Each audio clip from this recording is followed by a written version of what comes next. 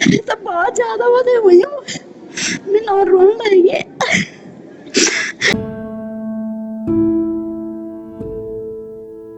तो अब मैं बोली मैं नौनी तो बिल्कुल तवन फूकी थी सारी, और अब करके लगाई थे चुन्नी ना।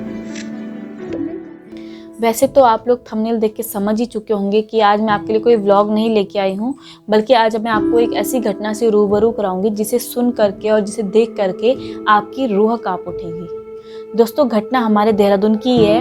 हमारे टिहरी से हमारी एक बहन है जो मायका उनका टिहरी में है और ससुराल उनका विकास नगर में है। तो जो प्रीति नाम की हमारी बहन है, उनकी सास और उनकी ननद ने उनके साथ इतना बुरा बर्ताव किया कि उसे देख करके और सुन करके हमारे मतलब रोंगटे खड़े हो गए।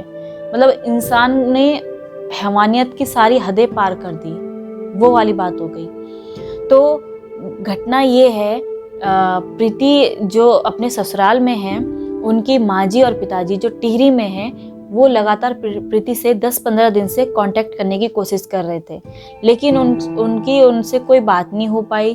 तो प्रीति के जो माता पिता है, उन्होंने ये निर्णय लिया कि हम प्रीति के ससुराल जाएंगे और वहां से प्रीति की सुध-बुध या प्रीति के हाल समाचार जानेंगे। तो जैसे ही वो प्रीति के ससुराल पहुंचे, प्रीति के माँ-जी और प्रीति के भाई आए थे ससुराल। पिताजी नहीं आ पाए क्योंकि पिताजी जो है टीवी के पेशेंट हैं, तो वो बेड रेस्ट पे ही रहते हैं। तो प्रीति के भाई और प्रीति की माँ-जी जो हैं, प्रीति से मिलने प्रीति के ससुराल पहुंचे। तो प्रीति के ससुराल वालों ने माँ-जी पिताजी से मिलने नहीं दिया। माँ-जी पिताजी को पहले तो पूछा कि तुम यहाँ क्यों आए भाई, क्या अचानक से आना जरूरी था, ये वो ऐसे वैसे उनकी बातचीत हुई। लेकिन काफ़ी जोर ज़बरदस्ती करके माँ-जी और भाई ने प्रीति से मिलने की कोशिश की।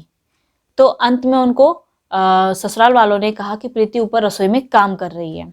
तो जैसे ही प्रीति के भाई और माँ-जी रसोई में गए तो उनके रोंगटे खड़े हो गए, उनकी पैरों तले जमीन खिसक गई जब उन्होंने प्रीति की स्थिति देखी, प्रीति के हालचाल देखे।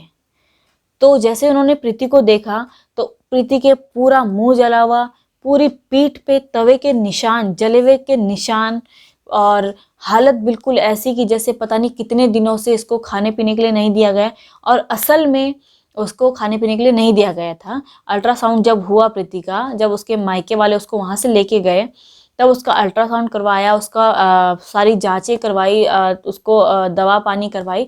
तो उसमें पता चला कि प्रीति को 7-8 दिन से खाने का एक भी निवाला नहीं दिया, पानी की एक भी बूंद नहीं दी। मानो अगर प्रीति की माँ-जी वहां पर नहीं पहुंचती तो शायद ही प्रीति आज जिंदा होती। तो इस तरह के आज भी हमारे समाज में, हमारे आसपास भी ऐसी मेंटेलिटी के लोग हैं, और औरत होके दूसरी औरत के साथ इतना बुरा बर्ताव कर रही थी। किस तरह की वो होंगी, कैसा उनका माइंडसेट होगा जो दहेज के लिए उन्होंने अपनी बहू पे इतना बुरा अत्याचार किया। दोस्तों, इस वीडियो को ज़्यादा से ज़्यादा शेयर करें।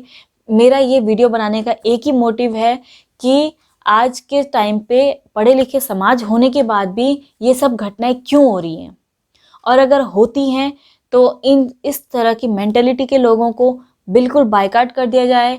इन लोगों को जैसे आप लोगों के आस पड़ोस ऐसी घटनाएं सुनाई देती हैं या मालूम पड़ता है, उस चीज़ के लिए आवाज़ उठाएं, ताकि कोई भी हमारी दीदी भूली, कोई भी हमारी पहाड़ की किसी को ऐसी अन्याय ना सहना पड़े।